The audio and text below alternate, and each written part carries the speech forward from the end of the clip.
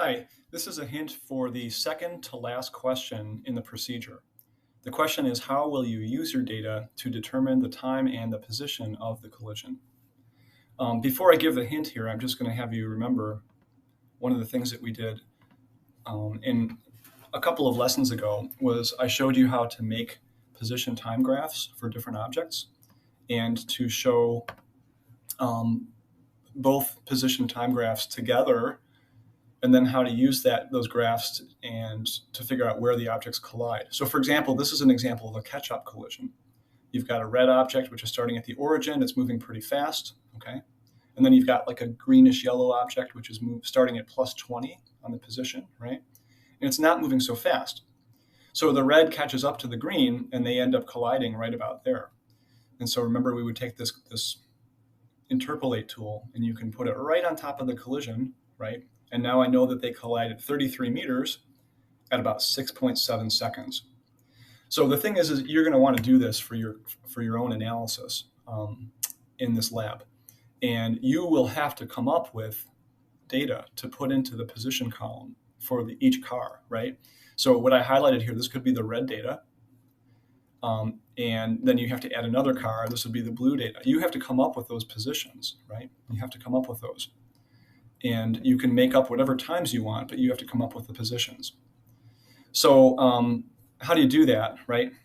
So let me flip this around here. And let's just do an example. Let's just say, for example, I'm not going to do both cars, but I'm going to do one car, okay? So I'm going to draw a roadway here like that. Let's put the red car over here.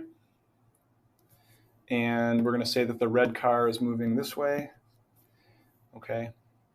And I guess the blue car, right, can be over here. Maybe this will be a head-on collision. And of course, it's going the other way, okay? So for the sake of argument here, let's just say that we start the red car at 0 meters. Let's say that we start the blue car at 10 meters, plus 10. And I'm going to focus on the blue car, right? So if I make a graph, right, if I want to make a graph and I want to show what's happening, I kind of expect that what's going to happen is that my red is going to do something like, whoops, my red is going to do something like this, right, starting at 0, but my blue is going to come over here, and it's going to start like at what, 10? Plus 10? Okay, so what you have to do here is make a table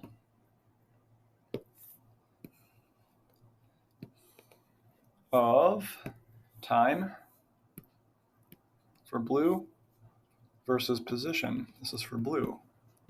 And like I said, I'm not going to show you both cars. I'm just going to show you one, so you get the idea, okay?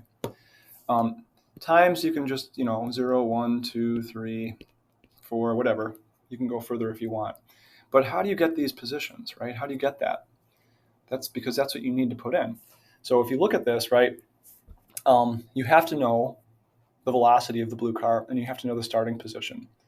So earlier in your experiment, you have to figure out the average velocity of the blue car. You have to know that, okay? And I'm going to make up a number. I'm going to say that in my procedure, I figured out that the blue car is moving at, say, 2 meters per second, okay? So again, that number, that comes from your procedure. And that's coming from the value that you calculated earlier. So if you know that number, right, if you know that velocity, and if you know the starting point of blue, you should be able to combine those two things to fill in the table, okay? So let's do it. So the blue car, it's starting at 10. So the first position is plus 10 meters. But then it's moving at 2 meters per second to the left. So the next place it's going to be, if it starts off here, the next place is going to be in to the left. And so I find that by subtracting 2. So the next position would be at plus 8 meters. And then again, we'll go down to plus 6 meters. And you get the idea, plus 4, plus 2, etc., etc. So that's where you are going to get the points for that particular graph. So these points are going there. So hopefully you get the idea now that you'll have to do the same thing with red next, and you'll have to make a table.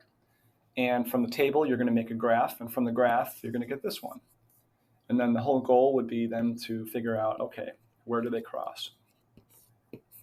So in your procedure, right, on the second to last question, I want you to really tell me about this stuff here, right? Tell me what's going on with that. Tell me. How are you using the velocity in the starting position? How are you using the velocity in the starting position to generate these numbers in the table, to make them? And once you have those numbers, what are you doing with them in your graph? Okay, that's probably going to be a 3 or 4 or 5 sentence paragraph that you write, but I hope that helps.